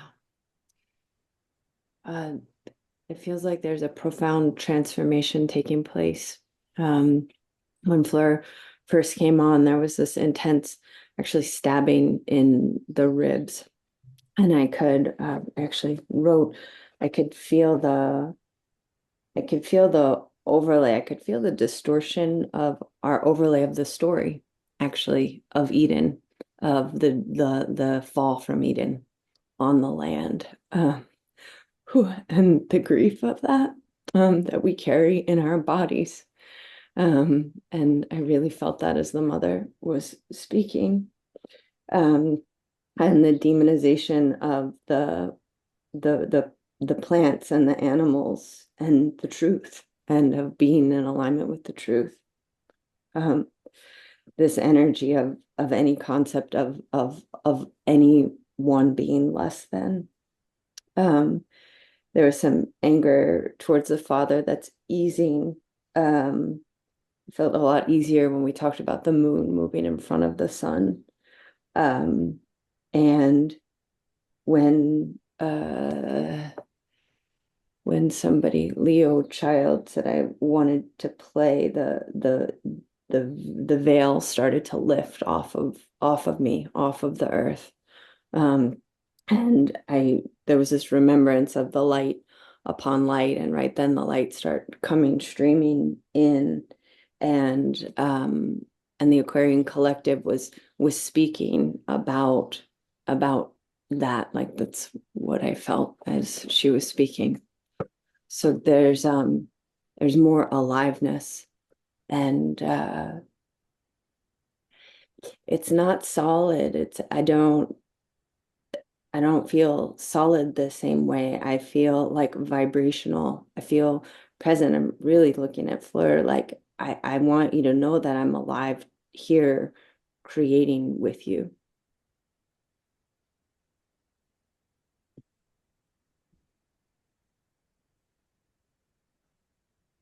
What's coming up for you, Fleur, as the land speaks to you? It breaks my heart, the beginning of what she's telling me, that how the land was treated. I just feel it all over in my body. And it makes me really sad. I visited Indonesia, like I think 6 times now. And I'm a body worker here in Holland, but when I go to Indonesia, my body comes to life. Everybody functions like +10. So I'm sometimes really homesick for Indonesia. But I wasn't born there. I was born and raised here in Holland, thinking really in a Western way. But when the land speaks like this, again, it breaks my heart. And there's a longing.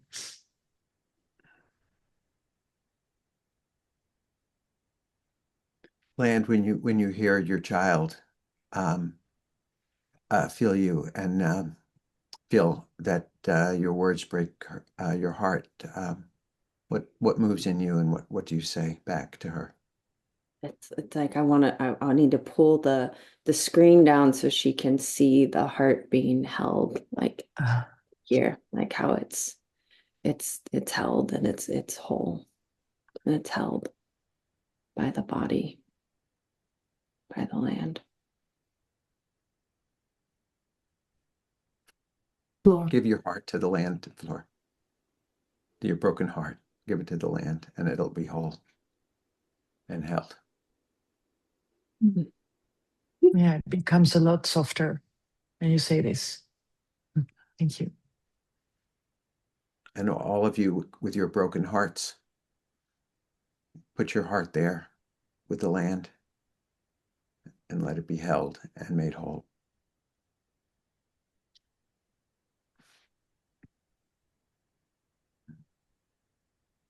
Surrender, death, transition, death, emergence. Can you share? Every one of us that are here today, our deepest heart passion is to live our full light, our full divine selves. I mean, it's just pulsating throughout this entire conversation. Every single one of us knows who we really are. And then there's these things, like Flora was saying, that are standing in the way. And we see those as the dragon. And I'm here to tell you that the dragon is your protector, is your support, is your love, is your knowing, is your true heart. And look at me and accept your power. Don't see me as the fire that will kill you. See me as the fire that will ignite you. And so surrender all of your understandings and beliefs. Lay them at my feet and know who you are, because you are the dragon. You are the slayer, and you are the fire and the light. That is my gift to you. But you have to see me in my full, incredible power and beauty. And then you see yourself.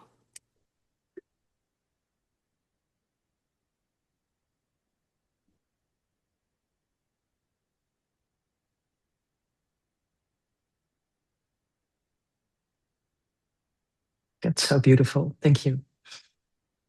Thank you. Thank you so much. My heart feels you so deeply. We are all on the same walking each other home, you know? Mm. We really are. Mm. I know that Margaret wrote the myth that when you shine your brightest, are most loved, you will die suddenly. And then we said we should put in a representative for something of that. And so in this moment, Flora, I just want you to look at surrender, death, transition, death, emergence, and just see the moment in the camps when that one individual, that one Japanese individual was told to slay and he didn't slay. At the moment he was told to surrender, the last gesture before surrender. Yeah. Just see that dragon that breathed the alchemical fire and said, we are walking each other home. And you could just tell him your power. I'm not allowed to belong to your power. According to my family, I don't know quite how to put that, but according to my family, you're the enemy. Yeah. According to my family shadow, you're the enemy. Yes, that's true. According to my family shadow, you're my enemy. You're the one who put the swords in the land. You're the one who put the swords in the land. And when I stand on the land, And when I stand on the land, I feel you there. I feel you there. I feel the one who didn't surrender. I feel the one who didn't surrender and protected life. and protected life. You're a part of me always. You're a part of me always.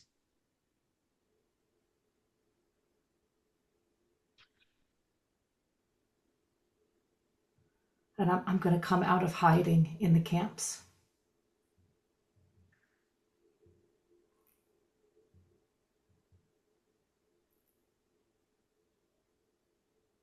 Wow, that's really difficult to say. I'm gonna come out of hiding in the camps. And take a deep breath.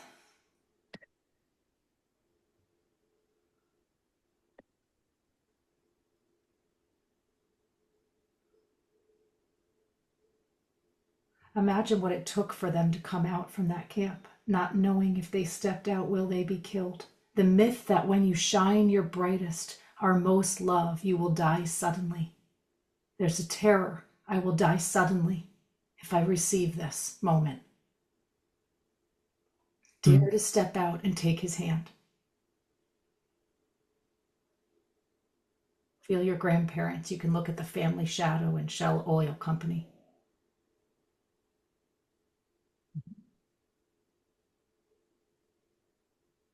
And you don't have to say it. You can just be with it. Maybe we need to hear from the family shadow.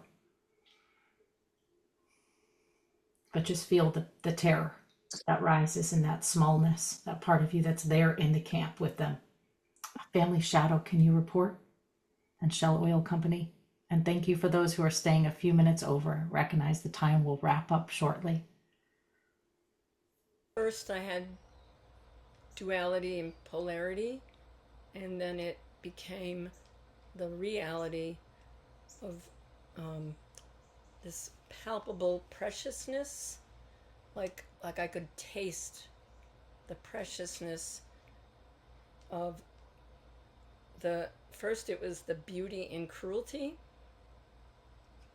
because both were existing, beauty and cruelty, And then it really became cruelty is beauty. Beauty is cruelty. It's all the same part of the same reality.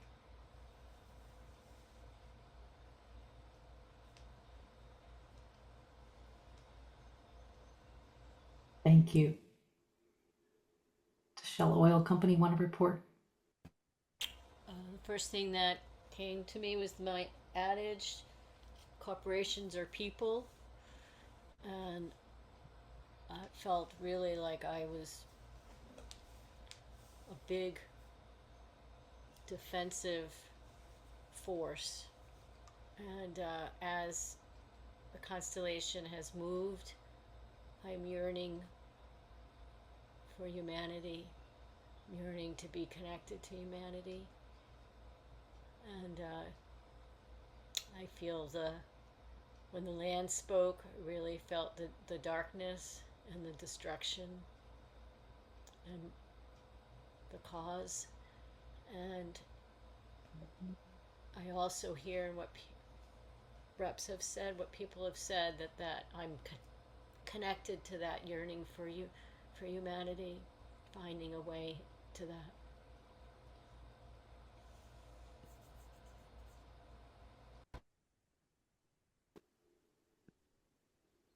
Mother, look at your daughter,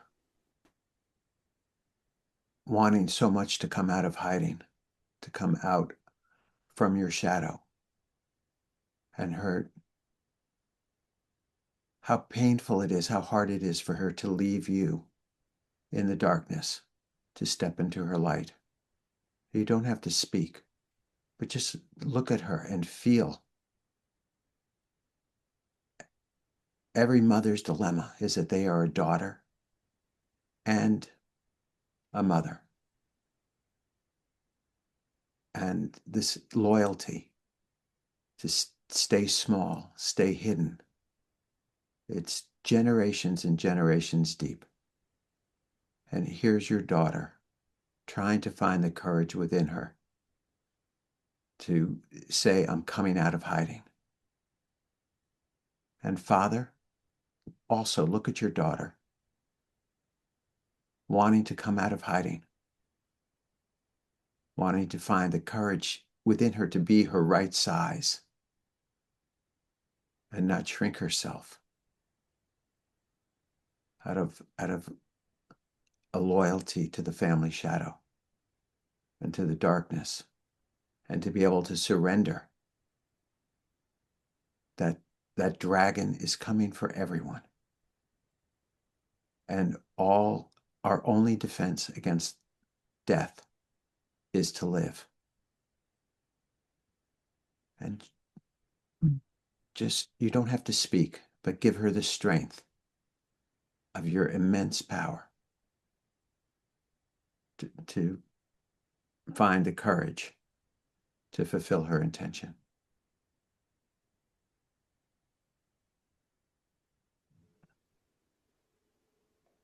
And let's hear from the intention. Did the moon, the mother, just show us a dragon crystal? What was that? Can I see that? Okay. So Martina wrote, the dragon serves light and death equally. Kathy Claire Hayes, who's also an astrologer, said in some ancient cultures they understand the eclipse as a dragon eating the sun. So dragon, mother, moon, eclipse, darkness. Can you hold that up again and just show it to surrender, death, transition? And just feel the dragon in you that eats the sun to create this emergence. And Flora, allow your mother to be part of that, Mother Moon, to shed light on what's here. Back to you, Dan. Just wanted to add that in case people are watching the recording and don't see the chat. Mm-hmm. Perfect. Let's hear from the intention.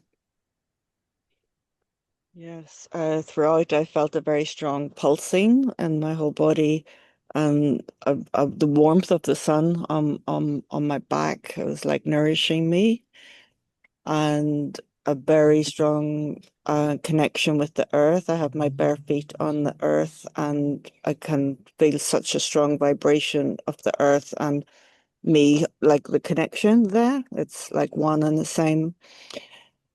And the sun that was directly behind me has now just landed on the screen exactly where Fleur is.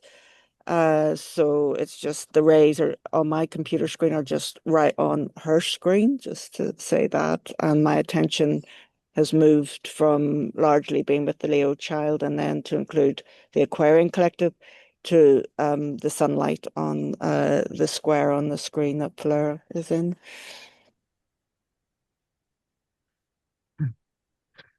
Perfect. Thank you. So I want to invite the Moon Mother to pick the stellar constellation winner.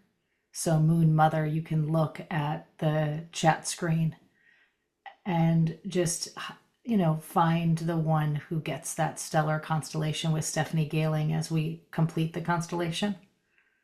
And Sun, we're going to invite you to pick the systemic constellation. You can take a look at the chat screen and decide who's the one that gets the systemic constellation with Dan Cohen. Okay, so just enjoy the chat or the participants, however you want to pick. You can even pick who's here on the screen. I'll come back to you at the end, but I thought while you're in representation, let's let the moon and the sun choose the prize winners. Okay. Flor, can you look at Family Shadow and Shell Oil Company and also see grandparents there? And imagine yourself snuggled up in the camp with them. And tell them you're home. You're home to me. You're home to me. They really were, actually. They were home. Just feel them there. Feel the history they carry and your deep love for them.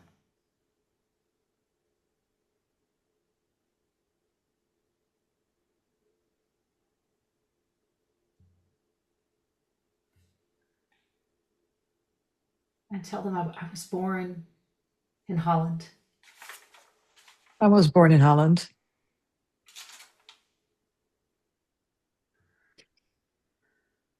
But when I dance with you.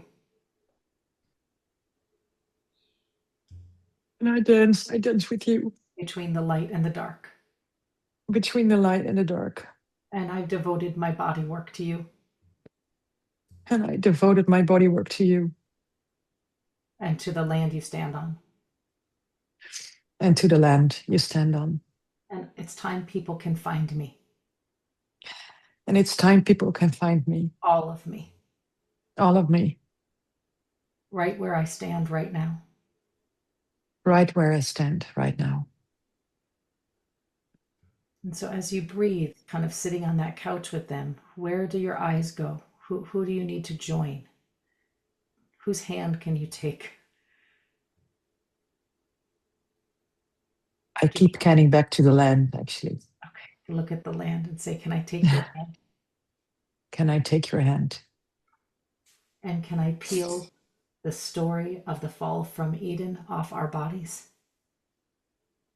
And can I peel the story of the fall of Eden from our bodies? The demonization of the plants and animals. The demonization of the plants and animals. And let in the truth. And let in the truth. I let the stabbing go from my body. And let the stabbing go from my body. And I take your hands. And I take your hands. And I stand here. And I stand here. Alive. Alive. Letting go of what's dead. Letting go of what's dead. Swallowing the sun. Swallowing the sun.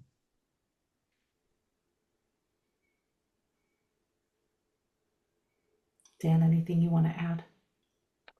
I would, when we let go of the myth of the fall of Eden, let go of the myth that that a woman was made from the rib of a man. and let go of the myth that that a woman is to blame. Wow. And That really eases my back to my chair, actually. And look at the family shadow and shell oil, a married couple who have come out of the the shadow that women are not allowed to marry. Let's look at the Aquarian collective. And you can say, come find me.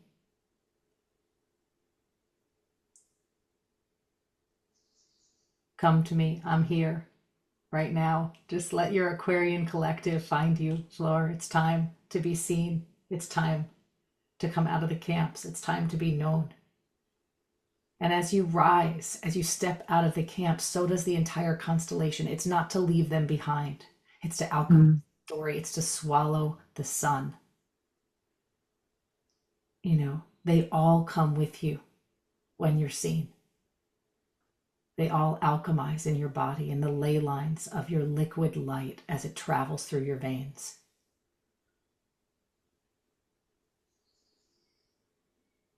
Does it feel like this is a place we can leave it?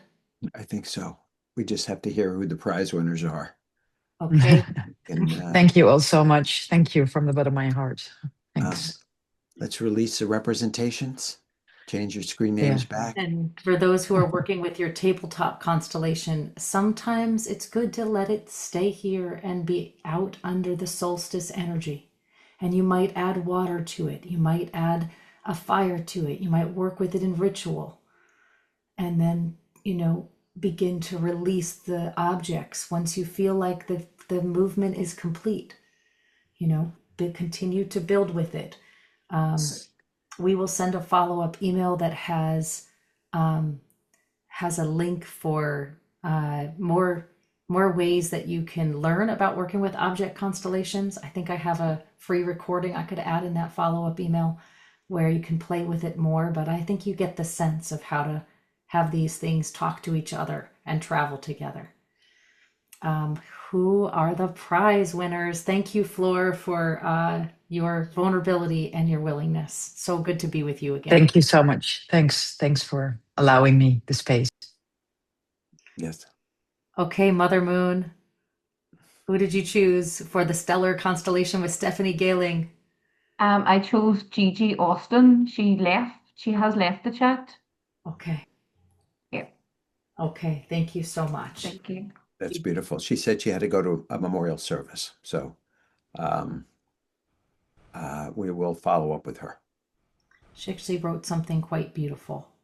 So we can also hold Gigi and her field in our hearts as she shared what was present for her. She said, I'm going to memorial service of my 36-year-old cousin who overdosed on heroin. Addiction has eclipsed many lights in my family, and it's what I want to transmute. Thank you, Mother Moon, for tending the eclipse in this family system. And I look forward to sending Gigi the information to book with Stephanie. Okay, and Sun, Light, Father, who is getting a session with Dan. Can you hear me? We can. Margaret, I think it's Larned. I'm not sure if I'm pronouncing her last name correctly, but Margaret. All right. Thank you for the myth, Margaret. You are the prize winner. Yay! Thank you so much. I'm really grateful. Thank you. And So Margaret, we'll- if you could email Kit at seeingwithyourheart.com, then she will send you the information. Okay, Kit, thank you. Yeah, KIT at seeingwithyourheart.com. Thanks, Kit, for doing that. Okay, I think this completes our call. I just want to thank you all for being here with us. We hope you will consider joining us, the early bird for this retreat, Total Eclipse Where Shadow Touches Light, is over August 31st. I also want to mention that Scylla has just amazing trips to sort of check out Cross Cultural Journeys website. We'll send it in a follow-up email as well. And Stephanie Galing also offers systemic constellation work and astrological readings. And we're just so grateful for the talent here on the call and in collaboration. So thank you again, Scylla and Stephanie. Dan, you want to say some closing words? Then we'll pass it to Scylla and then to Stephanie. Okay. Just love these free calls. They are, it's not like we know what's going to happen either, but they are just consistently really beautiful. And it's great to have a space that everybody can come, a non-paid space that we can do such beautiful work. I really love that because it brings in such a great mix of people from all over. So we'll keep doing these and hope to see you down the road wherever our paths cross. Stephanie, to you. I'm just in really deep gratitude to being with all of you and also in, once again, gorgeous awe and wonder as to what was inspired and what moved as we came together, shining our lights for ourselves and each other.